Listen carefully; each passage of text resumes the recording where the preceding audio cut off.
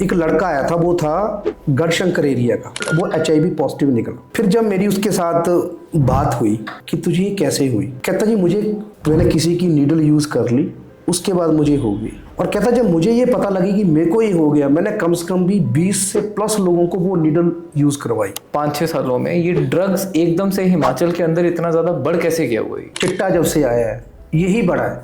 Crime और drug का क्या कनेक्शन है? बड़ा गहरा कनेक्शन है ड्रग ही क्राइम करवाता है। और इसको डील करना इतना डिफिकल्ट क्यों हुआ पड़ा गवर्नमेंट के लिए? मान लो कोई बंदा एक चिट्टा ले रहा है, तो कम से कम जो एक रेशो है, कम से कम भी वो 10 लोगों को और लगाएगा। आप सभी लोगों से एक रिक्वेस्ट है कि हमारे चैनल को सब्सक्राइब जरूर करो। जितना आप हमारे चैनल को सब्सक्राइब करोगे उतना ज़्यादा चैनल हमारा ग्रो करेगा और उतने बड़े स्पीकर्स को हम अपने यहाँ पे पॉडकास्ट के ऊपर बुला सकेंगे। अभी तक का जो डाटा है 70% लोग हमारे चैनल को व्यू तो करते हैं पर उसको सब्सक्राइब नहीं करते। जब आप सब्सक्राइब करेंगे तो हमें रियली में हेल्प मिलती है। जय श्री राम दोस्तों, आज हमारी VR हिमाचल की पॉडकास्ट में हमारे साथ मनोज जी हैं और अमित जी हैं, जिनको कलेक्टिवली नशे के अगेंस्ट काम करते करते 30 साल हो चुके हैं। आज इनको हमने स्पेसिफिकली अपने स्टूडियो में इनवाइट किया है ड्रग्स के बारे में बात करने के लिए, उससे कैसे बचा जा सकता है। हिमाचल के अंदर पिछले कुछ सालों से ड्रग्स इतना ज़्यादा आना शुरू हो गया हुआ है कि ये अब एक हाउस होल्ड डिस्कशन बन गई हुई है, टॉक बन गई हुई है। हमारे बच्चों को, हमारे यूथ को जो ज़्यादा से ज़्यादा इसकी तरफ चलता जा रहा है। मैं चाहता था कि हम लोग एक ऐसी बात करें जो आज के पेरेंट्स को जो अपने कामों में व्यस्त हैं उनको एक ग्राउंड रियलिटी पता चल सके। मनोज जी, अमित जी, बहुत बहुत स्वागत है हमारी पॉडकास्ट में। Thank you sir. सबसे पहले मैं थोड़ा सा आपके बारे में जानना चाहता हूँ। आपका ड्रग्स के साथ आपको इन्फॉर्मेशन उसके बारे में कैसे मिलनी शुरू हुई? What is your history with drugs? Basically कि मैं इस चीज़ से गुजरा हुआ हूँ 94-95 से। मैंने इस चीज़ को यूज़ करना शुरू किया था और 2006 में मैंने अपना ट्रीटमेंट करवाया था और 2006 से लेके अब तक मैं इस चीज़ से दूर हूँ।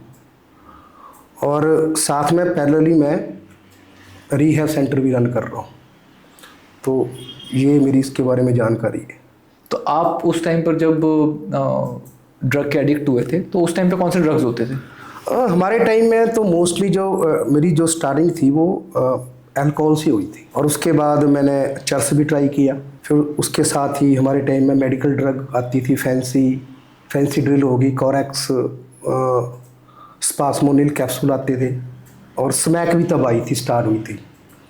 और उसके बाद मैं IV यूज़र भी रहा हूँ। उसके बाद जो मेरे लास्ट टाइम रहा है यूजिंग का, तो उसमें नॉर्फिन, फिनार्गन, एबल, डाइजा, फोटा, ये मैं मिक्स करके लेता था, मैं ड्रग लेता था इसकी। अब जब मैं आपसे बात कर रहा हूँ तो मेरे को याद आ रहा है आप उस टाइम की बात कर रहे हो जब बसेस के पीछे ये कोरेक्स, टोरेक्स वगैरह राइट। और इन्हीं की वजह से बाद में बेनाड्रिल बैन हो गई थी। बेनाड्रिल बैन हो गई थी, बिल्कुल। तो फिर ये बात आपको कहाँ से आई कि अब मैंने छोड़ना है इस चीज़ को? ये बात इसलिए आई कि जब मैंने अपना इलाज करवाया रिहैब सेंटर में जाने के बाद, तो मुझे वहाँ एक बात समझ आई कि मैं एक डिजीज़ से पीड़ित हूँ जिसको एडिक्शन बोलते हैं, और अगर मेरे को इससे बच के रहना है तो मुझे इस संस्था के साथ जुड़ के रहना पड़ेगा। तो फिर मैंने लगभग 2 साल ज़िंदगी के वहाँ पे दिए, क्योंकि मैं जैसे मैं बाहर आया तो मुझे नशा करने के विचार, ड्रग्स लेने के थॉट मेरे चलते थे, मतलब कि दिमाग में आती थी चीज़ें। तो फिर मैं उन लोगों से जुड़ा रहा, वहाँ पे जाके मैंने सर्विस दी, वहाँ पे मैंने जॉब भी करी पार्ट टाइम। तो धीरे धीरे मेरा इंटरेस्ट इस चीज़ में चला गया कि मैं अगर इस चीज़ से निकला हूँ तो जो और भी अगर इस चीज़ में फंसे हुए हैं तो मैं इस काम को करूँ। पर एक बात मुझे बताइए, ये पिछले कुछ टाइम से 5-6 सालों में ये ड्रग्स एकदम से हिमाचल के अंदर इतना ज़्यादा बढ़ कैसे गया हुआ है? अब पिछले कुछ समय से देखो जी, बात ऐसी कि जो चिट्टा जब से आया है यही बढ़ा है। और तो देखो भांग हिमाचल में होती है, अल्कोहल है ये भी हिमाचल में मिलता ही है, तो ये चिट्टा जो है इसका ट्रेंड ज़्यादा हुआ है हिमाचल में। और उसकी वजह क्या है? उसकी वजह ये है कि साथ में हमारे बॉर्डर एरिया पंजाब है। पहले पंजाब में इसका बूम आया, एक लेवल तक चला गया, वो धीरे धीरे बॉर्डर से वो हिमाचल में एंट्री कर गया। वो चिट्टा बेसिकली आप हेरोइन को बोलते हो ना इसका? बिल्कुल बिल्कुल बिल्कुल। ये जो नशा है चिट्टा और हेरोइन, ठीक है, हमें अल्कोहल समझ में आता है, सिगरेट स्मोकिंग समझ में आती है, भंग भी समझ में आती है। चिट्टा एग्जैक्टली है क्या? देखो चिट्टा जो है, जो तो प्योर चिट्टा है, वो तो जो अफीम है इसकी प्योरेस्ट फॉर्म है। जो अब आ रहा है मार्केट में ये सिंथेटिक है। सिंथेटिक मतलब? सिंथेटिक मतलब कि कुछ केमिकल को मिला के ये बना हुआ है। और इसको डील करना इतना डिफिकल्ट क्यों हुआ पड़ा गवर्नमेंट के लिए? डील इसलिए मुश्किल हुआ पड़ा कि इसकी क्वांटिटी कम है और अमाउंट ज़्यादा है। मान लो कोई बच्चा अगर इसको ले रहा है तो वो 1 ग्रामी जो है, जो स्टार्टिंग में जब कोई बच्चा स्टार्ट करता है तो 1 ग्राम चिट्टा जो है उसके लिए वो उसमें 4-5 दिन तक उसके लिए सफिशेंट है। 4-5 दिन उसके निकल जाते हैं 1 ग्राम से, और 1 ग्राम चुटकी भर होगा। हाँ ठीक है, वो थोड़ा सा ही आएगा वो तो उसके उसको अंदर। जहाँ मर्जी आप ले जा सकते हो, पर्स में रख लो, जेब में रख लो, कहीं मर्जी ले जा सकते हो। पर जो ये चिट्टे जैसा नशा है, इससे किसी की रिकवरी पॉसिबल है? हाँ बिल्कुल है। बहुत सारे एडिक्ट ऐसे हैं जो आज इससे रिकवरी में है। मैंने सुना है कि 100 में से सिर्फ एक आधा बच्चा ही ऐसा होता है जो चिट्टे से अपने आप को रिकवर कर पाता है। नहीं, ऐसा नहीं है सर कि 100 में से 1% ही रिकवर कर पाता है। डिपेंड करता है कि उस बच्चे की काउंसलिंग किस लेवल पे हुई है, उसको परिवार की सपोर्ट कितनी है, उसको समाज की सपोर्ट कितनी है, और दूसरा जो इंसान जिसने ट्रीटमेंट लिया है वो ट्रीटमेंट उसके ठीक होने के लिए जो गाइडलाइंस है, कुछ चीज़ें वो उनको कितना फॉलो करता है, बस इसके ऊपर उसकी रिकवरी डिपेंड है। पर एक बात मेरे को समझ में नहीं आती, गवर्नमेंट इसके बारे में बहुत ज़्यादा बात करती है कि हमें इस ड्रग को रोकना है, वो रोक क्यों नहीं पा रहे फिर इसको एग्जैक्टली? पॉसिबल कैसे बताओ जी आप? क्यों? अब देखो, जो चिट्टा है बड़ी थोड़ी इसकी क्वांटिटी है, थोड़ी सी है, और इसकी जो अमाउंट है वो बहुत ज़्यादा है। मतलब कि आप ये मान लो कि इसका प्रॉफिट बहुत ज़्यादा है। तो अब पैसा कमाने के लिए, जो लोग पैसा कमाने के लिए इसका काम कर रहे हैं, उनको इसको लाना और बेचना दोनों चीज़ें आसान है। आता कहाँ से है ये? देखो, आने की तो एग्जैक्ट कुछ बॉर्डर से भी आता है, पर अब बॉर्डर का जो रिसेंटली हमारे पास जो बच्चे इलाज लेके जा रहे हैं, बॉर्डर वाला तो काम कम है। अब ये मतलब कि अब इंडस्ट्री के अंदर कह लो या बड़े बड़े मेट्रो सिटी के अंदर वहीं पे ये बन रहा है। दिल्ली चंडीगढ़ वगैरह में? हाँ, नहीं चंडीगढ़ तो नहीं, पर दिल्ली के अंदर ये बन रहा है। कि जो हमारे पास ये बच्चे आते हैं वही इन्फॉर्मेशन देते हैं कि मोस्टली वो दिल्ली से ही लेकर आते हैं इसको। मनोज जी, लास्ट के 3-4 सालों में हिमाचल के अंदर ड्रग्स की प्रॉब्लम बहुत ज़्यादा उभर के बाहर आ रही है, उसकी वजह क्या है?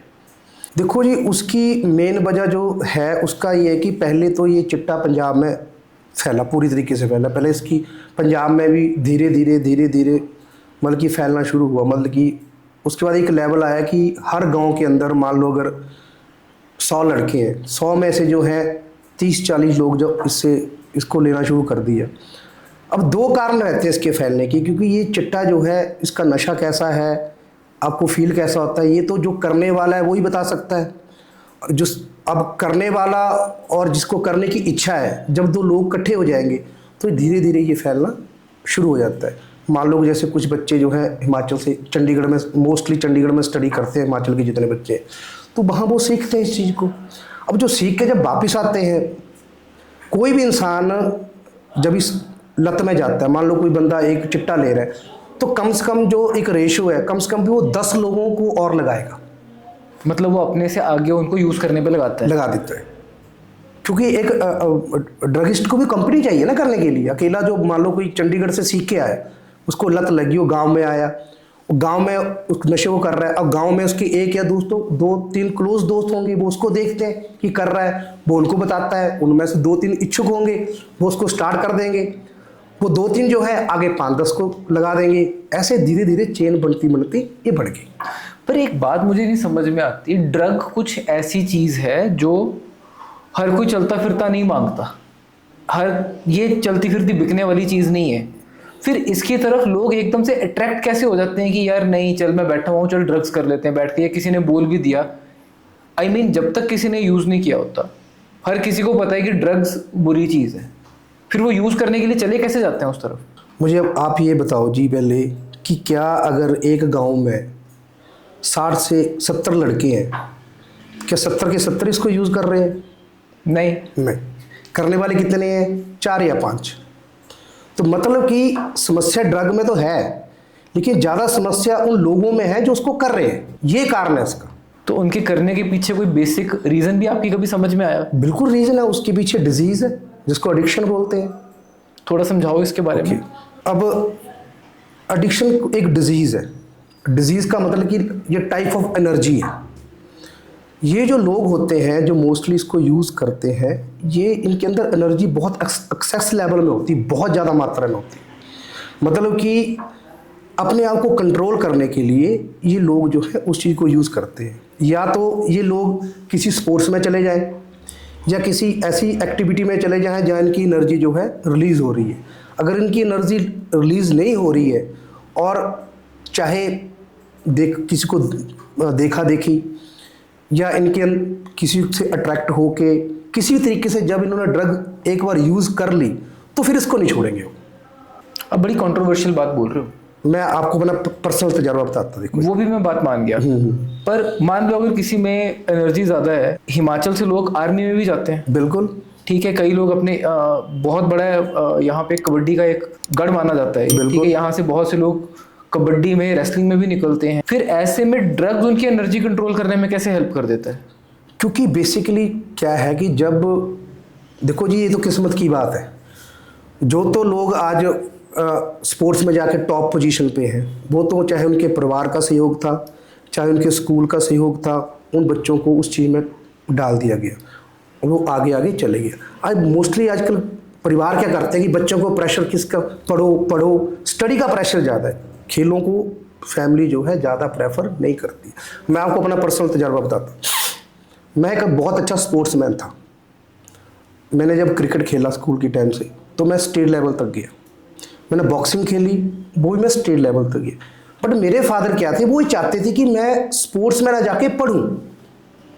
अब मेरा मन, अब मेरी एनर्जी इतनी ज़्यादा थी, मैं टिक के बैठ नहीं सकता था। मेरे को तो चाहिए थी मूवमेंट, चाहिए थी, यहाँ भाग वहाँ भाग।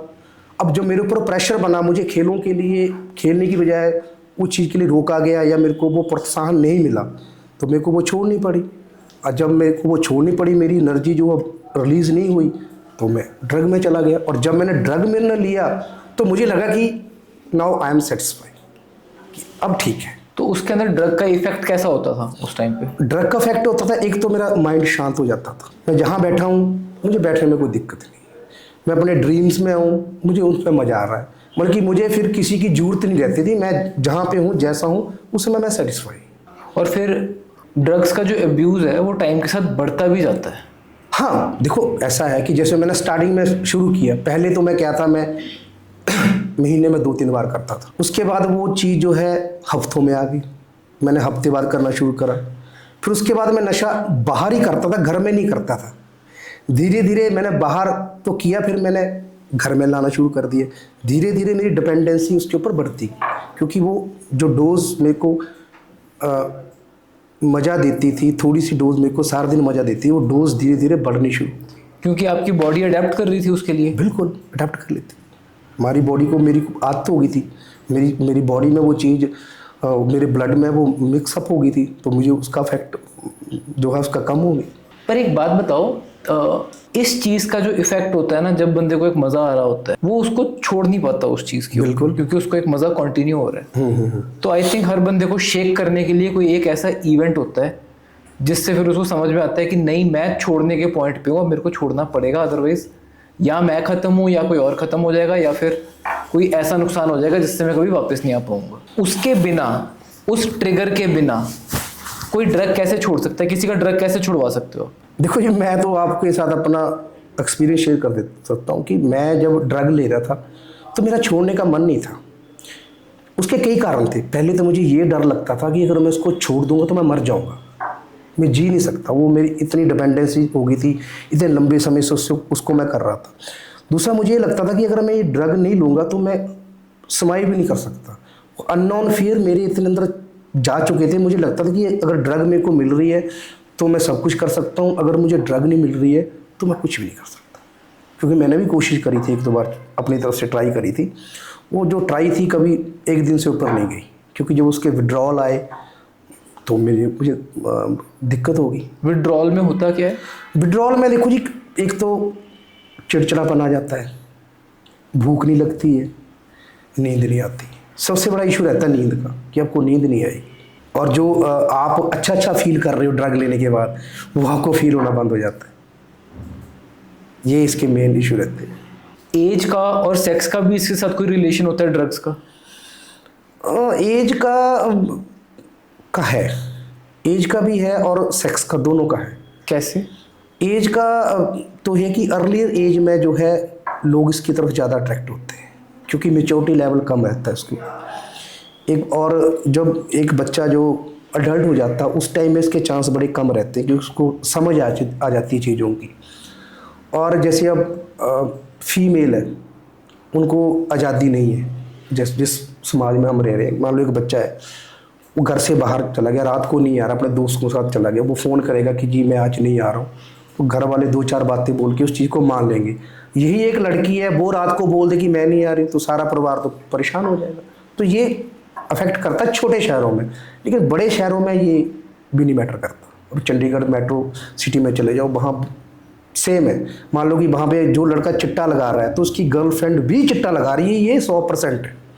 हमने ऐसे केस, हमारे पास मोस्टली ऐसे केस है, लड़की भी लगा रही है और लड़का भी लगा रहा है। पहले जो चीज़ें हमको एक मेट्रो सिटी में मिलती थी वो तो अब छोटी सिटीज़ में भी मिल ही रही हैं सारी की सारी। देखो अब बस ऐसा है ना कि जो हमारे टाइम में पहली बात तो सोशल मीडिया नहीं था, फ़ोन नहीं थे। अब हर एक चीज़ सोशल मीडिया पे आ गई। फ़ोन है, अब आज की टाइम में 4-5 साल का बच्चा फ़ोन उसके हाथ में आ जाता है। तो धीरे धीरे वो सारी चीज़ें, अब सोशल मीडिया के फ़ायदे भी हैं और नुकसान भी हैं। मोस्टली ऐसा है कि अब सोशल मीडिया के ऊपर अच्छे कंटेंट तो बिकते नहीं है। अब बैड कंटेंट पे चले जाओ, वो चलना शुरू हो जाएगा। पर ये जो नशा है, जो भी ड्रग है, चाहे वो चिट्टा है, चाहे वो भंग है, चाहे वो अफीम है, इससे रिकवरी पॉसिबल होती है? बिल्कुल पॉसिबल है। मैं बैठा हूँ आपके सामने। आप जिस टाइम में से निकल के आए हो उस टाइम पे नशा और तरीके का होता था, उसकी एडिक्शन और तरीके की होती नहीं, ऐसा कुछ नहीं है। फिर नशा तो नशे का आप उसको कैसे बोल सकते हो कि और तरीके का होता है? जिस नशे की आप बात कर रहे हो उस टाइम पे जो होता था, एक तो काफ़ी वैसा नशा आजकल मार्केट में आता नहीं है, ठीक है, नशा अपने आप में इवॉल्व हुआ है कहीं ना कहीं। दूसरा, हम लोग बात करते हैं अफीम की या पुक्की की या फिर ये वाले नशों की या फिर अल्कोहल की। अल्कोहल हमारे समाज के अंदर बड़ी देर से एक मेन स्ट्रीम रही है।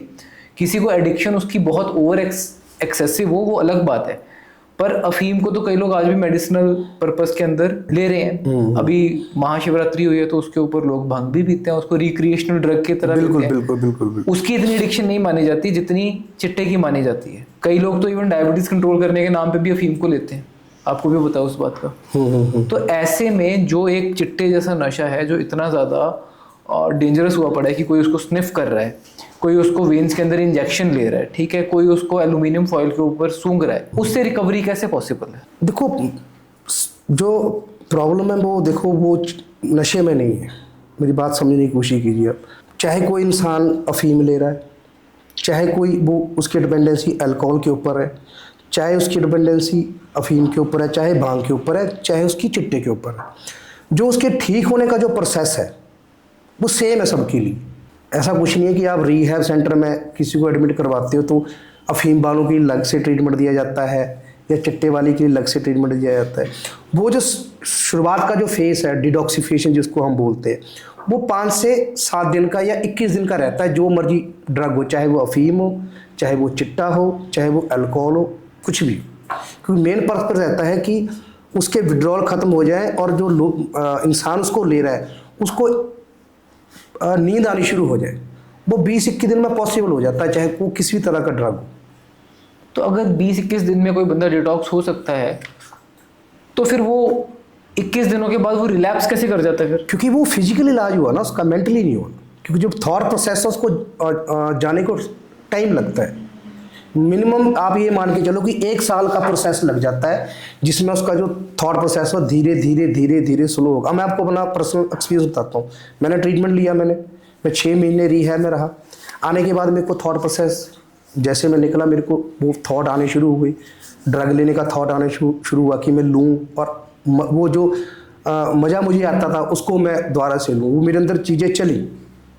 लेकिन मैं उसके बाद कुछ संस्थाएं हैं जिनसे मैं जुड़ा, जहाँ पे जाके मैं अपने विचारों को, अपनी भावनाओं को उनको एक्सप्रेस करता था, और धीरे धीरे वो जो थॉट प्रोसेस है वो कम होना शुरू हुआ। मतलब कि 2 साल बाद मैं बिल्कुल नॉर्मल हो गया, जब मेरे थॉट प्रोसेस जो है बिल्कुल 0 लेवल पे चले गए। तो क्या वो हमेशा कंट्रोल रह जाता है उस चीज़ का? मान लो कि आपने 2 साल एक बारी ट्रीटमेंट लिया, उसके बाद अब आपको लगता है कि उसके बाद ट्रीटमेंट की ज़रूरत नहीं पड़ेगी, अब मैं अपनी लाइफ आराम से निकाल लूँगा बैठ के? नहीं, ट्रीटमेंट देखो ऐसा है कि ट्रीटमेंट तो सिर्फ इतना है कि आप उसको एक थोड़े समय के लिए जब उसको आप छोड़ देते हो ड्रग को, उसके बाद आपको संस्थाएं हैं ये जिसको नारकोटिक्स अनोनिमस बोलते हैं। अभी पालमपुर में भी जो मेरे फ्रेंड हैं उन्होंने इसके ऊपर एक बात हुई है कि कैसे इस चीज़ को रोका जा सकता है। तो ये एक संस्था है नारकोटिक्स अनोनिमस। उस संस्था में वही लोग जाते हैं जो इस समस्या को फेस कर रहे हैं। मैं कहता हूँ छोड़ दो संस्था।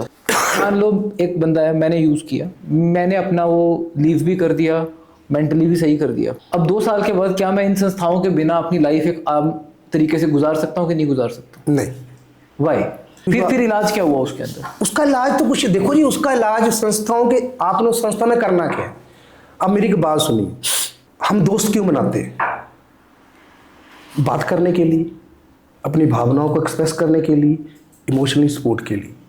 अब जो इंसान एक बार नशे की दलदल में फंस गया, पहली बात तो उसका सोशल सर्कल टूट गया, लोगों की उसके बारे में वो राय ही नहीं बन पाती जो एक आम इंसान के लिए है। लेट से एक बंदा ठीक होके यहाँ से दिल्ली चला गया जहाँ पे उसका सारा सोशल सर्कल ही नया हो जाएगा, किसी को उसके पास्ट के बारे में नहीं पता, फिर भी नहीं। उसका कारण मेन रीजन है कि जो उसका जो थॉट प्रोसेस है वो आम इंसान से अलग है।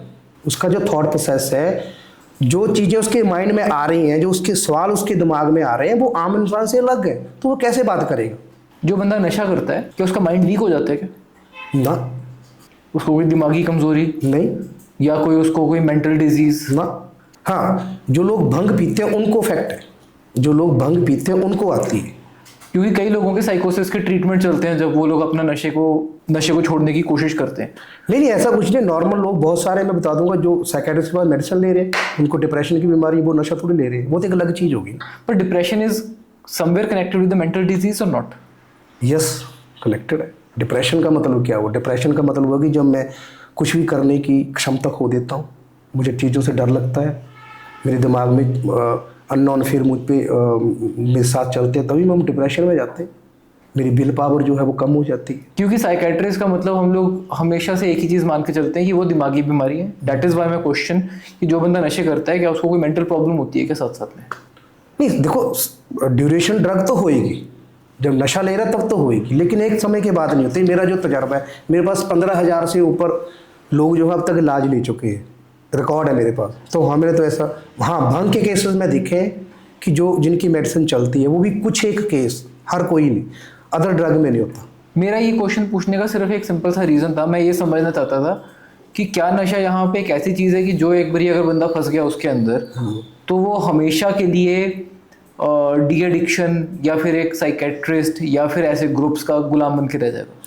नहीं, देखो, डी एडिक्शन गुलामी मान सकते, डॉक्टर गुलामी मान सकते। मैं आपको फिर रिपीट कर रहा हूँ कि मैंने आपको बोला कि हम दोस्त क्यों बनाते हैं, ताकि मैं अपने बारे में बात कर सकूं, मैं क्या महसूस कर रहा हूं मैं वो बात कर सकूं, मेरे अंदर क्या चल रहा है मैं वो बात कर सकूं, मुझे लाइफ से कैसे फियर्स है मैं वो बात कर सकूं। तो उसके लिए तो मुझे इंसान चाहिए।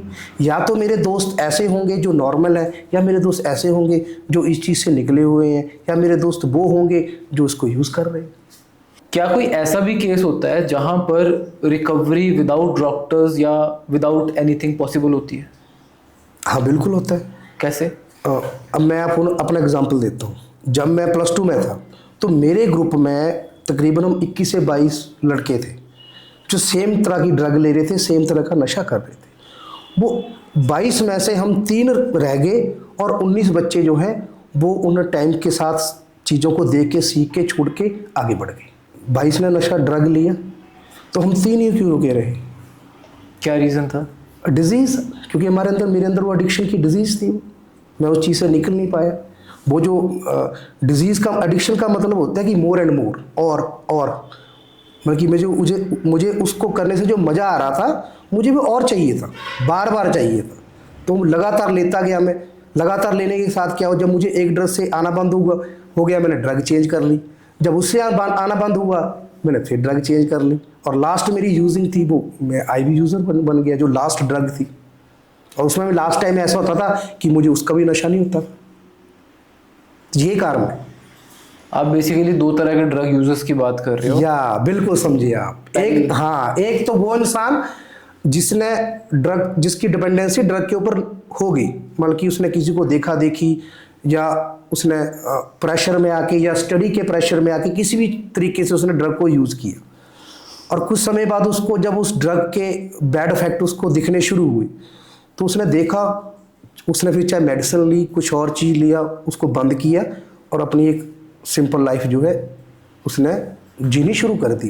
लेकिन सेकंड केस जिसके अंदर एडिक्शन की डिजीज़ थी वो वही रुका रह गया, क्योंकि ड्रग बाद में आया, डिजीज़ पहले आई। पहले डिजीज़ थी, उसके बाद जब ड्रग आया तो फिर वो काम खराब हो गया। एक थ्योरी चलती है यहाँ पर, जब हम लोग किसी से बात करते हैं तो जो नई निकल के आई है वो ये है कि ड्रग एक ऐसी चीज़ है जिसको कोई भी बंदा खुद जाके नहीं ढूंढता। फर्स्ट लेवल पे हर किसी को ड्रग्स इंट्रोड्यूस करवाया जाता है। बिल्कुल। तो उस केस में जहाँ पर ये प्रॉब्लम इतनी ज़्यादा अब सोसाइटी में बढ़ गई हुई है, हमारे टाइम में ये बातें हमको कॉलेज में जाके पता चलती थी या बड़ी सिटीज़ में पता चलती थी। अब ये प्रॉब्लम दरवाजे पे आई हुई है। बिल्कुल। स्कूल्स के बाहर है, कॉलेजेस के बाहर है। तो ऐसे में किस लेवल से जाके बच्चे हमारे टारगेट होना शुरू हो जाते हैं इस चीज़ के ऊपर? देखो जी, जो टारगेट लेवल है ये 14 से 15 साल की उम्र का रहता है, क्योंकि ये एक जो ये टाइम है बच्चे का, ये वो टाइम रहता है जब उसको ये दुनिया नई नई लगती है, उसके अंदर हार्मोनल चेंजेस आ रहे होते हैं, उसकी सोच बदलनी शुरू होती है, मेल का फीमेल के प्रति अट्रैक्शन है ना, फीमेल का मेल के प्रति अट्रैक्शन, वो जो एक सारी चीज़ें उसके ड्रीम लाइफ जिसको बोलते हैं। तो जब ड्रीम लाइफ में जो बच्चे होते हैं उनको जो है अट्रैक्ट करना ज़्यादा आसान रहता है। तो आपने कैसे इन केसेस को देखा, कैसे कैसे इनको अट्रैक्ट किया जाता है? इनको अट्रैक्ट करने का, जैसे मान लो कोई अब बच्चा है वो पढ़ने में अच्छा है तो उसको भी अट्रैक्ट कर सकते हैं ये बोल के कि तू इसको यूज़ कर, तेरी पढ़ने की कैपेसिटी बढ़ जाएगी। जो बच्चा स्पोर्ट्स ले रहा है उसको अट्रैक्ट कर सकते हैं कि तू उसको एक बार ले, तेरी स्पोर्ट्स एक्टिविटी बढ़ जाएगी। और जो बच्चा घर से परेशान है उसको भी अट्रैक्ट कर सकते हैं कि तू इसको एक बार यूज़ कर ले, तेरे को किसी तरह की कोई फीलिंग या कोई प्रेशर तेरे को रिलीफ नहीं होगा, तेरे को बहुत अच्छा लगेगा, मज़ा आएगा। किसी तरीके से कर सकते हैं। ये तो अब देखो ऐसा तो है नहीं कि किसी को कोई भी नशा है उसको पकड़ेगा, गाड़ी में डालेगा, उसको बुक करवा देगा, ऐसा तो पॉसिबल नहीं है। तो जो बच्चा है उसके अंदर भी तो वो चीज़ होनी चाहिए ना, उसकी तरफ खिंचाव भी होना चाहिए। अब मान लो एक स्कूल में 500 बच्चे पढ़ते हैं तो आप 500 को थोड़ी कर दोगे, उसमें कितने अफेक्टेड होंगे? 5 या 10। वो 10 हैं, वो आगे चेन बनाएंगे फिर। पर मेरी प्रॉब्लम वहीं पे वो 5-10 की है ना। वो 500 के स्कूल के अंदर वो 10 बच्चे, ठीक है 2% है, पर वो 2% बच्चे अपने पेरेंट्स के 100% है। उनको कैसे बचाना है? हाँ, उनको कैसे बताना? देखो जी, ये सबसे बड़ी जिम्मेदारी रहती है परिवार के ऊपर, और सेकंड चली जाती है स्कूल के ऊपर। ये तो परिवार को देखना कि हमारा जो बच्चा है वो किस तरह का है, उसका एनर्जी लेवल कैसा है, उसका इंटरेस्ट किन चीज़ों में है, और हम उसको डील कैसे कर रहे हैं। और ये सेम चीज़ चली जाती है स्कूल में कि स्कूल के टीचर उसको किस तरीके से डील कर रहे हैं। पर ऐसे पॉइंट पे आप किसी को कैसे बचाओगे, चाहे वो बच्चा है चाहे वो एक कॉलेज का स्टूडेंट है, जब पटवारी, doctor, police officers, advocates, teachers ये खुद ही अगर चिट्टा डीलिंग कर रहे हो? तो देखो ऐसा है, इसका जो सबसे स्टीक और इफेक्टिव जो चीज़ है वो है अवेयरनेस। मतलब कि जो अवेयरनेस लेवल है इतना ज़्यादा हो कि मान लो कि कोई इंसान इस चीज़ में फंस गया है या उसके फंसने के चांस हैं, तो वो उस मुद्दे पर खुलकर बात कर सके। मैं बताता हूँ, जो लोग ड्रग लेते हैं, अब पहली बात तो ऐसे लोगों को समाज, परिवार बड़ी ही बुरी नज़र से देखता है। मतलब कि उसके ऊपर एक टैग लग जाता है कि ये नशेड़ी है जी, मतलब कि नशा कर रहा है तो ये बंदा गलत है। वो टैग लगने का रीज़न भी है ना कहीं पर जब आप न्यूज़ पढ़ते हो बैठ के कि चेन स्नैच हुई है, कहीं ना कहीं पर उन्होंने कहानियां सुनी है कि घर से एटीएम उड़ाता था, कारों की बैटरियां बेची, पार्ट बेचे, तो उनके साथ फिर एक स्टिग्मा जुड़ जाता है कि अब यार अगर मेरे घर में आ गया कहीं ना यहाँ से कुछ उड़ा के ना ले जाए बैठ के। हाँ, वही बात, अगर परिवार के पास सही इंफॉर्मेशन हो तो वो उस चीज़ को जो है सही तरीके से उसका हल निकल सकता है। अब जैसे मैं था तो आज की डेट में थोड़ी मैं वो सब कर रहा हूँ। अब मेरे ऊपर मान लो जैसे मैं ठीक होके आया, मेरे ऊपर वो टैग हमेशा लगा रहता, मेरे को कहीं से सपोर्ट नहीं मिलती, मेरी तरफ उनका जो पॉइंट ऑफ व्यू था वो बदलता ही ना, तो मैं कहाँ ठीक होता। पर वो जो आपके ऊपर ट्रस्ट है वो आपके पेरेंट्स कर सकते हैं क्योंकि उनका आपके अंदर वेस्टेड इंटरेस्ट है। वो थर्ड पर्सन कैसे कर लेगा? जब उस थर्ड पर्सन के पास जब सही इंफॉर्मेशन होगी तो वो भी करेगा। मैं आपको एक बेसिक बड़ा उड़ता एग्जांपल देता हूँ, ठीक है? आप मुझे बताना मैं क्या गलत बोल रहा हूँ। एक मोहल्ला है, उस मोहल्ले के अंदर सारे बड़े अपने क्लोज नेट फैमिली की तरह रह रहे हैं। उनमें से एक बंदा है, वो बैठ के वहाँ पे यूजर हो चुका है।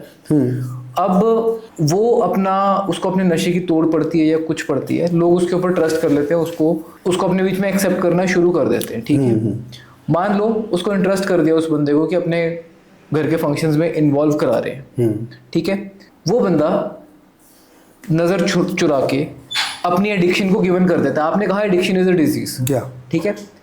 और कुछ वैल्यूएबल वहां से उठा लेता है, वो गिवन कर देता है कि ये इजी चीज है मेरे लिए। अब उसके लिए वो चीज हो सकती है कि उस एडिक्शन से निकलना मुश्किल है, पर जिस बंदे की उसने वो वैल्यूएबल चीज उठाई है, वो क्या उसका उठाया जाना अफोर्ड कर सकता है? नहीं कर सकता। नहीं करेगा। तो वो उसके लिए कभी भी फॉरगिविंग नहीं होगा। बिल्कुल। वो उसके ऊपर दोबारा उसको ट्रस्ट नहीं करेगा, वो ये बात नहीं समझेगा कि उसको एडिक्शन है वहां पे। तो कहीं ना कहीं पे सोसाइटी की भी वो जो एक हेजिटेशन होती है वो जायज़ हो जाती है। मान लो मैं आपको एक एग्जांपल और नेक्स्ट स्टेप पे ले जाता हूँ। ऐसे किसी एडिक्ट के आसपास मान लो बच्चे हैं या लेडीज़ हैं जिन्होंने मान लो अपने गले में कुछ वैल्यूएबल डाला हुआ है, वो अपनी एडिक्शन को गिवन कर देता है और वो खींच के भाग जाता है वहां से। ऐसे केसेस पहले हुए हैं जहां पर लेडीज के साथ रेप भी हुआ है, बिल्कुल। अब तो एल्डरली के साथ भी हुआ है। उस जगह पे आके सोसाइटी का जो एक डर होता है वो बहुत ज्यादा जेन्युइन हो जाता है कि टाइम चेंज हो रहा है, हम लोग रिस्क नहीं ले सकते। पेरेंट्स वो रिस्क ले सकते हैं। उसमें फिर अवेयरनेस भी कैसे काम करेगी? That is my question. देखो ऐसा है, मैं आपको बताता हूँ अवेयरनेस कैसे काम करेगी। अब क्या है कि मान लो एक परिवार में एक बच्चा जो है या एक गांव में एक बच्चा नशा कर रहा है, ठीक है? अब उसको अगर उस गांव के पास या उस परिवार के पास उसको ठीक करने के लिए सही इन्फॉर्मेशन या सही उनको जानकारी नहीं होगी तो वो क्या करेंगे, लोग उसको अपने पॉइंट ऑफ व्यू से उसको देखेंगे और जज करेंगे। उस केस में क्या होगा कि बच्चा ठीक नहीं हो पाएगा। जब वो ठीक नहीं होगा एक बच्चा, तो वो 10 को और खराब करेगा। वो बात मेरे को समझ में आती है। अभी आपने देखा पीछे कुछ गाँव थे जिन्होंने ड्रग्स के खिलाफ एक मुहिम छेड़ी थी, जहाँ पे पंचायतों ने अवार्ड कर दिया कि अगर कोई ड्रग बेचने वाले की इंफॉर्मेशन देगा तो हम उसको 21,000 का इनाम देंगे। अगर कोई फैमिली के मेंबर्स ऐसे पकड़े गए ड्रग्स यूज करते हुए या बेचते हुए तो उनका सामाजिक बहिष्कार किया जाएगा। बिल्कुल। Do you think they are the right steps? किसी हद तक। कैसे? मान लो किसी गांव में कोई ड्रग पेडलिंग कर रहा है और जो पंचायत के कारण जो है उसने ड्रग पेडलिंग करनी बंद कर दी, तो जो नशा करने वाला है वो कहीं और से परचेज करेगा। उससे क्या होगा, जो ड्रग 500 रुपये का मिल रहा था वही वो 2500 या 3000 में बच्चा कहीं और से परचेज करके लाए। पर वो अपने आप तो वो गांव बच जाएगा उस चीज़ से कि नहीं बचेगा? गांव कैसे बचेगा? वो अब क्या अपने बच्चों को वो उस 4 गांव से बाहर कहीं नहीं जाने देंगे? क्या वहाँ के बच्चे चंडीगढ़ कहीं और शहरों में पढ़ने नहीं जाएंगे? फिर कैसे बच जाएगा? बल्कि आप एक बात को समझो, इस चीज़ का जो परमानेंट हल तो नहीं है, पर इस चीज़ को हम किसी हद तक अपने बच्चों को बचा सकते हैं जब उनको स्कूलिंग लेवल से ही सही जानकारी मिलनी शुरू हो जाए। जैसे साइंस की क्लास होती है, मैथ की क्लास होती है, तो इसकी जब एक क्लास लगनी शुरू हो जाएगी तो बच्चों को चीज़ें समझ आनी शुरू हो जाएगी। उनको ये चीज़ समझानी पड़ेगी बच्चों को कि एडिक्शन क्या है, डिजीज़ क्या है, ये कैसे पनपती है, इसके सिम्टम क्या है। जब बच्चा अपने आप को उस चीज़ से रिलेट करेगा ना, तो उसमें चांस बहुत ज़्यादा बढ़ जाएंगे कि बच्चा इस चीज़ को ट्राई नहीं करेगा। और जैसे मैं हूँ, मुझे अगर पता होता है इस चीज़ का कि ये चीज़ मेरे को, अब मैं आपको एग्जांपल देता, जब मैं ड्रग लेता था तो जो आईवी यूज़र होते थे ना, मैं उससे बहुत ज़्यादा नफरत करता था। जो इंजेक्शन वगैरह लगाते थे, हमारे शहर में एक लड़का था, तो मैं इतनी नफरत थी मुझे उससे, पर एक दिन मैं उसकी जगह पे था, तब समझ में आया कि यस, कि यहाँ तक मैं पहुँच कैसे गया। मुझे उससे नफरत थी, मतलब कि मैं अपने आप को पसंद नहीं करता था कि मैं वैसा दिखूं, लेकिन कुछ सालों बाद मैं वही था।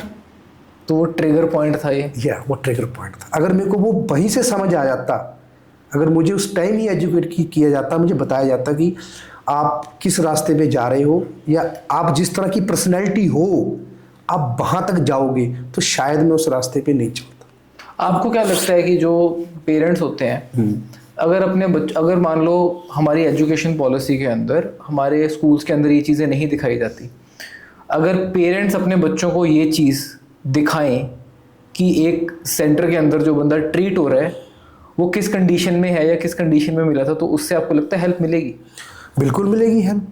अब मैं बताता हूँ, जब मैं इस चीज़ में फंस गया तो कहीं ना कहीं मेरी इच्छा होती थी कि यार मैं निकलूँगा, मेरा इलाज हो इस बारे में। तो मेरे पास आधी अधूरी जानकारी थी कि मैं पूछता था कि कैसे ठीक होते हैं। वो कहते हैं जी वो कुछ दवाई दे देते हैं, फिर उसके बाद आपका माइंड जो है भूल जाता है चीज़ों को, नशे का करने का जो मज़ा है आप वो भूल जाओगे, फिर आप नशा नहीं करोगे। और इसके अंदर जो हमारी एक पार्ट तो आ गया सोसाइटी का, एक पार्ट आ गया पेरेंट्स का, ठीक है। अगर इस प्रॉब्लम को टैकल करना हो तो जो एडमिनिस्ट्रेशन है, पब्लिक एडमिनिस्ट्रेशन, पुलिस आ गई, हमारी जो हेल्थ सर्विसेज हो गई, या जो लॉ मेकर्स हो गए जो कानून बनाते हैं चीज़ों के रिगार्डिंग, वो लोग इस प्रॉब्लम को कैसे टैकल कर सकते हैं, वो कैसे हेल्प कर सकते हैं इसके अंदर? देखो जी, जो लॉ, मैं जैसे बताता हूँ कि आपको शायद पता ही होगा कि कनाडा, अमेरिका जैसी कंट्री भी जो है ड्रग को कंट्रोल करने में फेल हो गई, वो नहीं कर पाए।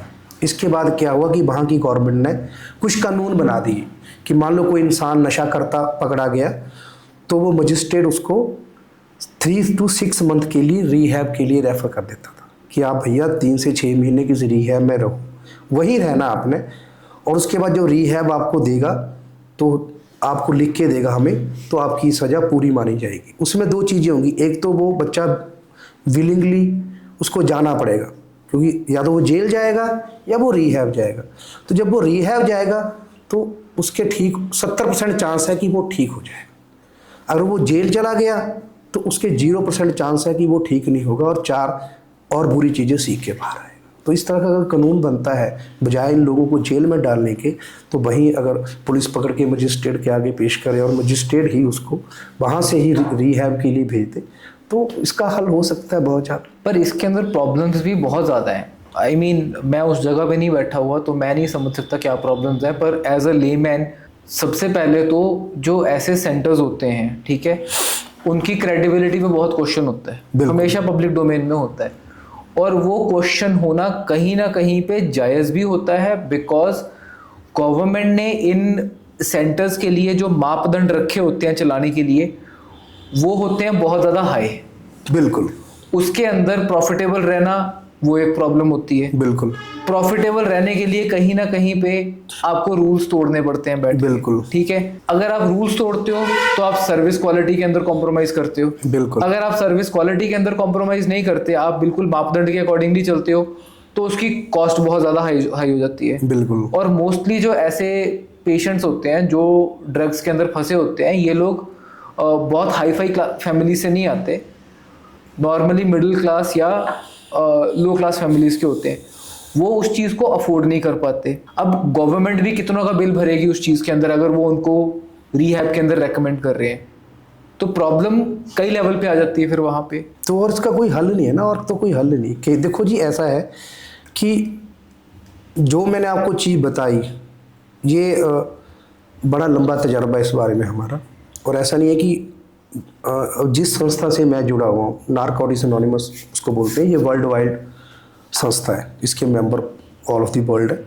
इन संस्थाओं में कोई फीस नहीं है, कोई चंदा नहीं, ये मीटिंग लगती हैं, तो इसलिए हमारे जो लिंक है बड़ी दूर तक है और सारी कंट्री में हमारे लिंक रहते हैं।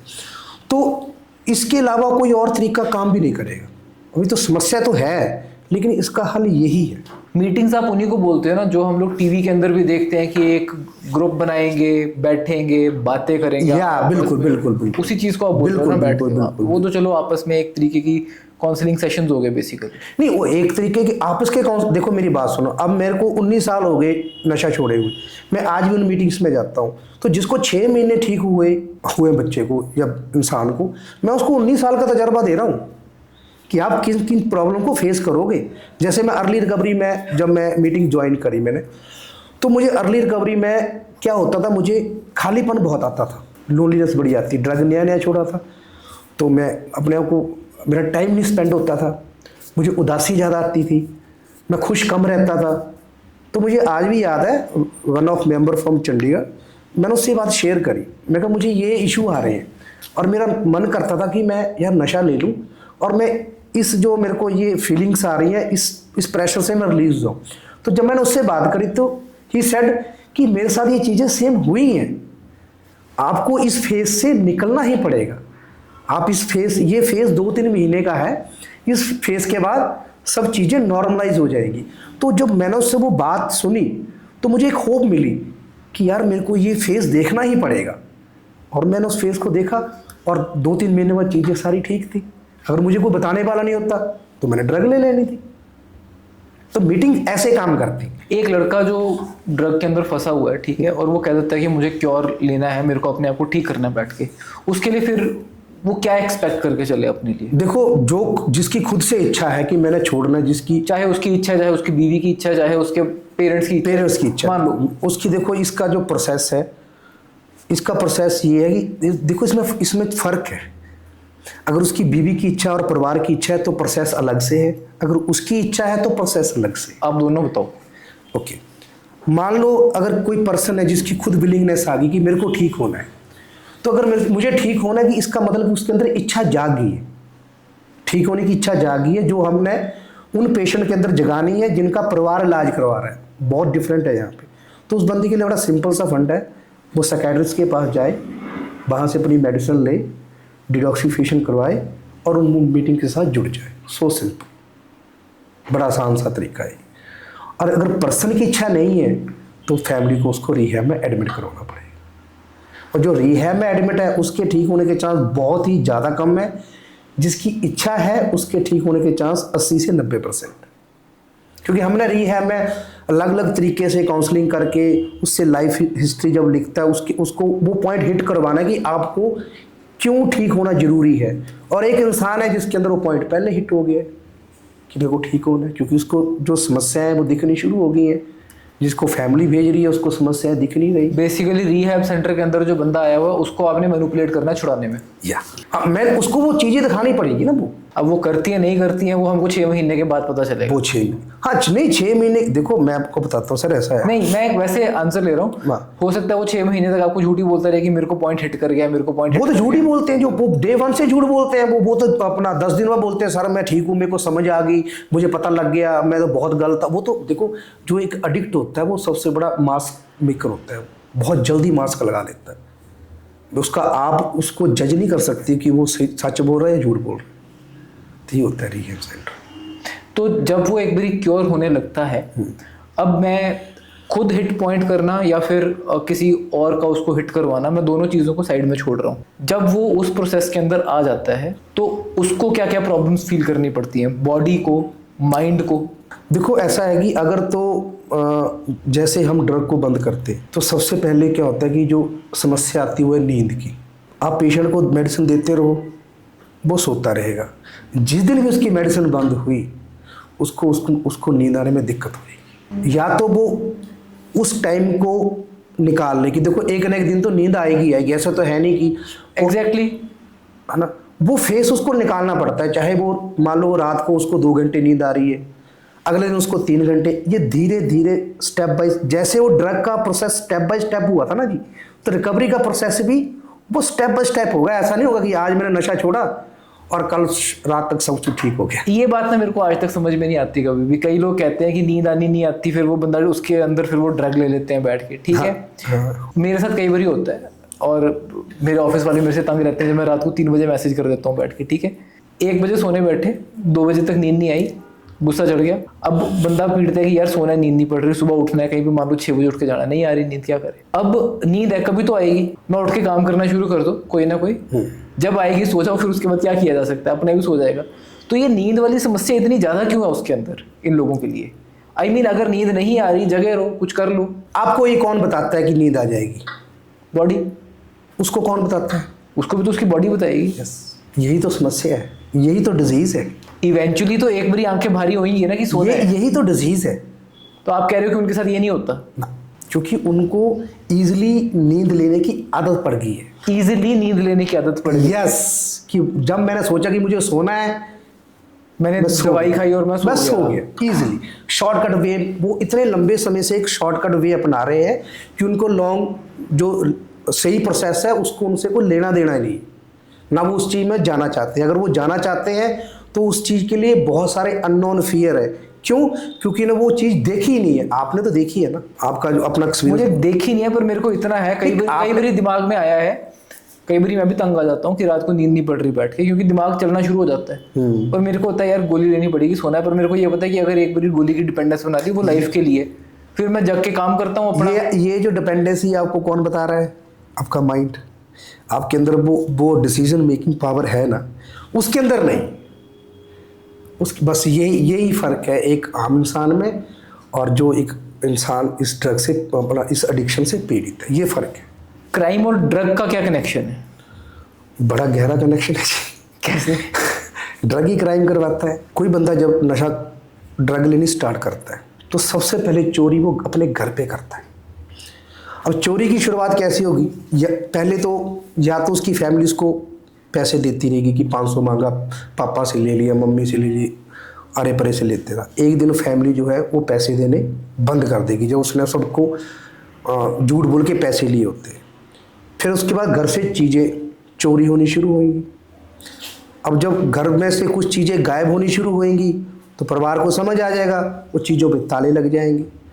जब उसके वो चीज़ें बंद होगी तब वो, जब उसने नशा करना, वो क्या करेगा? क्राइम करेगा। वो रास्ते ढूंढेगा, इजीली वे ढूंढेगा। अब ऐसा तो है नहीं कि वो मेहनत करेगा, कमाएगा, फिर करेगा। फिर वो इजीली तरीके ढूंढेगा, जैसे किसी की चेन खींच ली, है ना, या नशा है उसको बेच दिया, है ना। वो धीरे धीरे क्राइम उसका जो है बढ़ता जाएगा। अब मैं बताता हूँ कि जब मैंने पहली बार अपने फादर की जेब से पैसे निकाले थे तो मैं एक हफ्ते तक डरा डरा महसूस करता था। धीरे धीरे मेरा डर वो कम होता गया और मेरी वो कॉन्फिडेंस था वो क्राइम की तरफ वो बढ़ता गया। ऐसे धीरे धीरे इनका जो है मतलब कि उस चीज़ को बार बार करते करते करते करते बढ़ जाता। और जो बेसिकली ये चिट्टा है और नशे में, इसमें क्या होता है, इंसान की जो सेंस है वो जीरो हो जाती है। उसके जो महसूस अच्छा बुरा ये सब महसूस करना बंद कर देता है। उस वक्त उसको अपनी ड्रग को करने के लिए जो भी इजी वे दिखता है वो वही अपना लेता है, वो क्राइम बन जाता है। हमने ऐसे केस देखे हैं, जैसे वहाँ बच्चों ने जिनके मेरे पास फैमिली थी, उनके पास उसके फादर के पास रिवॉल्वर था, तो उसने लोड करके कि आज पैसे दे दो वरना मार दूंगा। ये देखा हुआ है। यस, मैंने ऐसा लाया उसको। अभी आपको याद है पीछे कुछ केसेस थे जहां पर कुछ बच्चों ने अपने पेरेंट्स को ही चिट्टे की लत लगा दी थी? हाँ, वो क्यों, अब मेरी बात सुनो। उसने, देखो, मैं एक उस दौर से निकला हूँ, इसलिए मैं इस चीज़ को समझ सकता हूँ, उसकी साइकोलॉजी को, उसका कारण क्या है। अब उसको अपनी मदर से, उसको जो सोर्स ऑफ मनी था उसको मदर लगा कि मेरी मदर से मैं जो है पैसे इजीली ले सकता हूँ, तो उसने अपनी मदर को भी उस चीज़ में डाल दिया। अब इसका मैं आपको पर्सनल एक्सपीरियंस देता हूँ। क्या हुआ था कि जब मेरे परिवार को इस बारे में पता लगा, उन्होंने मुझे ना एक डॉक्टर से मीट करवाया कि ये डॉक्टर साहब है, ये दवाई देते हैं, उससे जो है लत छूट जाती है। मैनिपुलेट किया। मेरी फैमिली मेरे को लेगी डॉक्टर, उन्होंने मेरे को बोला कि ये दवाइयाँ जी आपने ये इंजेक्शन लगाने हैं। तो मैंने अपनी मदर से पैसे ले लेने, वो केमिस्ट के बाहर खड़ी हुई है, उन्हीं पैसों से मैं अपना इंजेक्शन ले रहा हूँ, वो नहीं ले रहा हूँ, और उनके सामने लगवा रहा हूँ कि वो दवाई लग रही है। तो ये तो उसका लेवल है, किसी लेवल तो जा सकता है, वो किसी भी हद तक गिर सकता है। बड़े केसेस है, बहुत सारे केसेस है, मतलब कि हमारे पास ऐसे भी केस आए हैं कि लड़कों ने अपनी गर्लफ्रेंड का यूज़ करवा दिया नशे के लिए, वो अंदर उसकी गर्लफ्रेंड को भेज दिया और बाहर वो नशा कर रहा है। ऐसे केस भी।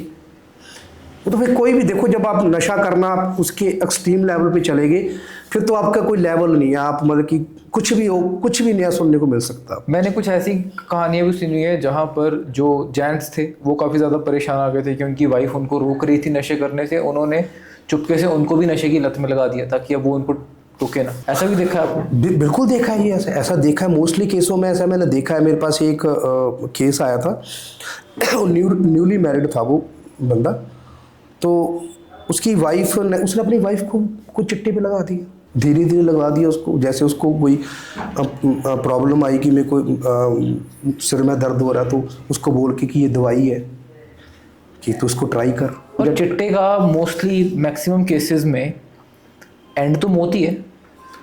हाँ, तो इनको ये बात स्टार्टिंग में नहीं पता कि जिस नशे की तरफ मैं जा रहा हूँ एंड में, आई मीन यहाँ पर जब हम उन्ना में जाते हैं तो इंदिरा ग्राउंड के बाहर पुलिस ने बोर्ड लगाया हुआ है कॉलेज के बाहर कि अगर आपने नशा स्टार्ट किया तो आपकी कंफर्म डेथ है।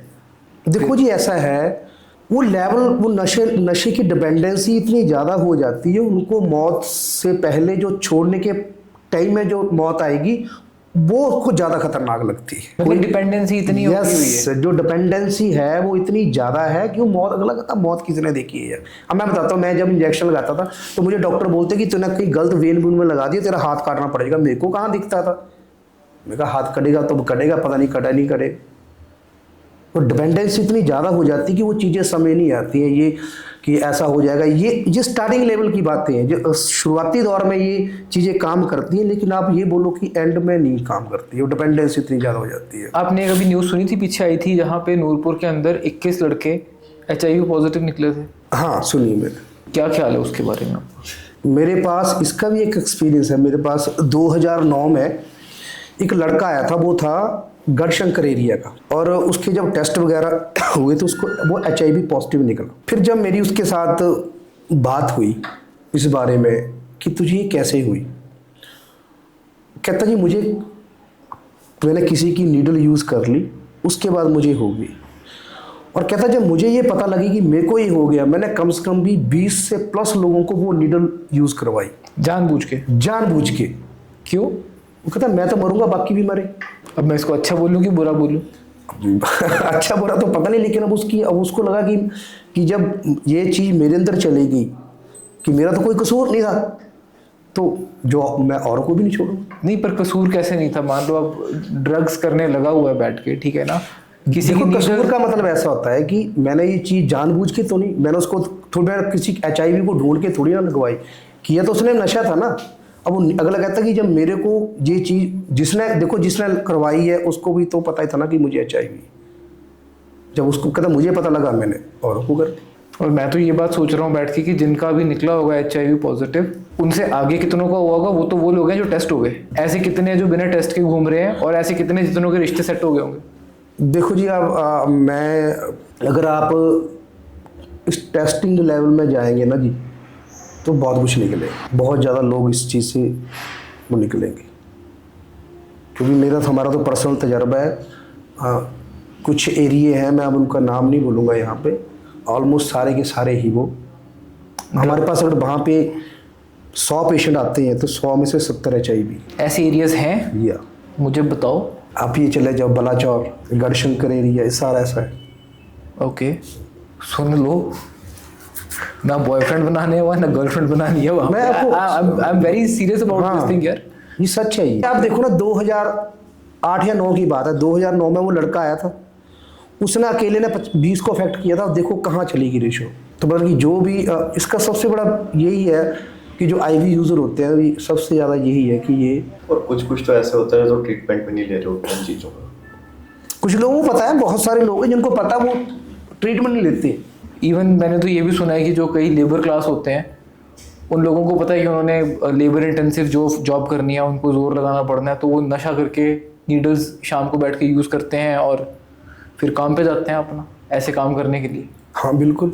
पर एक बात बताओ मेरे को, अल्टीमेटली सारी डिस्कशन को एंड करते हैं बैठ के, एक कॉम्प्रिहेंसिव ओवरव्यू चाहिए था, वो तो मिल गया, पर इस नशे की प्रॉब्लम का क्योर के हिसाब से नहीं बोल रहा, सोसाइटी के हिसाब से बोल रहा हूँ, कोई सोल्यूशन है इस चीज़ का? कभी निकलेगा कि नहीं निकलेगा? तो सर ऐसा है कि नशे का तो सोल्यूशन पता नहीं, पर जो लोग इसको यूज़ कर रहे हैं या जो यूज़ कर सकते हैं, उनका सोल्यूशन हो सकता है, क्योर हो सकता है उनको।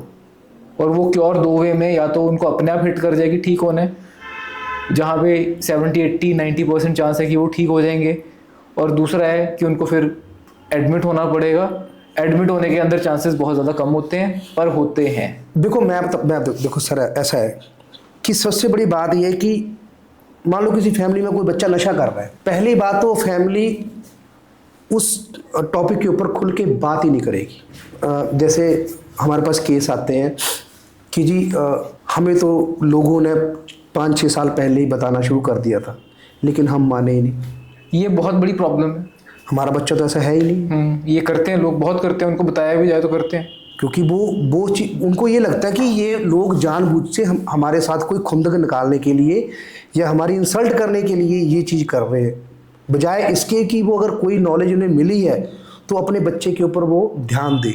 यहाँ पर ना एक बात मैं भी बोलना चाहूँगा, ये बात मैंने बहुत बड़ी बोली है, मैंने इसके ऊपर कई बार वीडियोस भी बनाई है कि लोगों को अपने बच्चों के ऊपर ट्रस्ट बहुत ज़्यादा होता है। पर आप एक बात सोच के देखो कि जो बंदा आपको आपके बच्चे के बारे में एक गलत बात बता रहा है, उसने कितना कुछ सोचा होगा कि ये मेरे को गलत बोलेगा, मैं इसके बच्चे के बारे में इसको उल्टी सीधी बातें बता रहा हूँ, ये मेरे बारे में क्या सोचेगा, मेरा रिलेशन ख़राब होगा, वो फिर भी आपको बता रहा है, तो उसको एक बार आई थिंक वेरीफाई करना चाहिए। देखो मेरा ये तजर्बा है, अगर कोई आपके बच्चे के बारे में ये चीज़ बता रहा है तो वो आपका वेल विशर है, वो आपका दुश्मन नहीं है। जो नहीं बता रहा है वो आपका दुश्मन है। क्योंकि जो ये चाहेगा कि इनका बच्चा बर्बाद हो, वो चीज़ें छुपाएगा, और जो ये चाहता है रियलिटी में नहीं यार कि इनका बच्चा बर्बाद है, सिर्फ वही इंसान आपको बताएगा और नहीं बताएगा। इसके ऊपर मैंने एक बड़ी अच्छी एक रील सुनी हुई है, ठीक है ना, मैं एक बताता हूँ आपको। वो कहता बोलता जो शैतान है ना उसका फेवरेट बंदा पता कौन सा है? जो बोलता गलत काम कर रहा है वो बोलते गलत काम, बोलते नहीं उसको छेड़ो मत, हाँ वो ठीक कर रहा है, उसको करने दो, वो गलत काम कर रहा है, बिल्कुल सही। तो वो बोलेगा इसको करने दो बस उस जगह पे। तो वो हाल है इस चीज़ के अंदर। देखो लोग खुल के बात नहीं करते। दूसरा मैं बताता हूँ कि अब क्या होता है, जो हमने मोस्टली केस हमने देखे हैं, मान लो कि किसी परिवार ने अपना बच्चा रिहैब में एडमिट करवा दिया, वो सोसाइटी को बताएंगे नहीं। हम उनको बोलते हैं कि जब मान लो आपके परिवार में कोई बीमारी होती है, आप पीजी इलाज करवाने के लिए जाते तो आप छुपाते हो, फिर तुम सबको बुलाते जी हम मिलने नहीं आए जी, आप हमारा बच्चा हुआ था। तो ये भी एक डिजीज़ है, अब उसको होगी तो हो गई, बजाय इसके कि उसको छुपाने के अगर आप जितनी खुल के बात करो, मान लो कि एक गांव में इस मुद्दे के ऊपर खुल के बात होती है जी, तो वो चीज़ उतनी फैलेगी नहीं। वो जितनी आप चीज़ को छुपाओगे वो उतनी फैलेगी। जैसे मुद्दे मान लो कि किसी के बच्चे में परिवार में ये मान लो किसी परिवार का बच्चा चिट्टे में फंस गया, सारे गाँव में अगर ये बात पता है, खुल के बात हो रही है, तो देखो कहाँ उसको उसकी केयर करने वाला परिवार है, कहाँ सारा गाँव हो जाएगा। देखो आप उसको छुपाते हो, उसने तब भी वही करना है, अगर आप बताते हो तब भी उसने वही करना है। लेकिन अगर खुल के बात करते हो तो उसकी जो बचने के चांस ज़्यादा बढ़ जाएंगे, क्योंकि हर कोई बंदा देखेगा यार हमारे फलाने गांव का लड़का है, ये क्या कर रहा है, यहाँ क्यों बैठा है झाड़ियों में, वो उसको लोगों की वॉच करना ज़्यादा शुरू कर देंगे ना, तो उसके ऊपर वो जो है ध्यान बढ़ जाएगा लोगों का। परिवार इसके ऊपर बात नहीं करना चाहता, वो छुपा देता जी हमारे बच्चे की शादी नहीं होगी जी, ये होगा वो होगा। आई थिंक प्रैक्टिकल रीजन है उस चीज़ को। अब मैं बताता हूँ, जैसे स्टार्टिंग में जब मैं ठीक हुआ तो जब मैंने इलाज लिया तो मेरे को एक ही बात सिखाएगी कि भैया आपने झूठ नहीं बोलना है, आपने अपना पहले पास्ट बताना है, जहाँ भी आपकी शादी हो रही है छुपाना नहीं है, आपने बताया। तो ये कई चीज़ें हैं इसमें जो मतलब कि जिसके बारे में लोग अवेयर नहीं है, वो उसको छुपाना चाहते हैं दरअसल, और कुछ नहीं। आई थिंक धीरे धीरे इसके बारे में अवेयरनेस निकलेगी।